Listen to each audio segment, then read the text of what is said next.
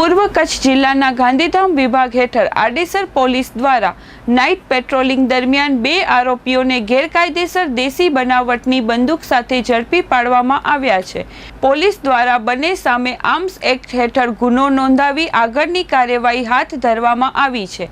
આ દરમિયાન પોલીસને બાતમી મળી હતી કે મોડા ગામની નર્મદા પેટા કેનાલ પાસે 2 વ્યક્તિઓ શિકાર માટે ગેરકાયદેસર હથિયાર સાથે હાજર છે।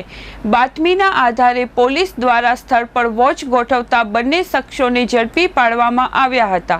પકડાયેલા આરોપીઓમાં સુરેશભાઈ ભીખાભાઈ કોલી ઉમ્ર વર્ષ 37 મૂળ ચિત્રોડ હાલ મોડા સીમ વિસ્તાર તાલુકો રાપર, રામજીભાઈ રાઘુભાઈ કોલી ઉમ્ર 35 મૂળ હમીર પરનાની હાલ મોડા સીમ વિસ્તાર તાલુકો રાપરનો સમાવેશ થાય છે।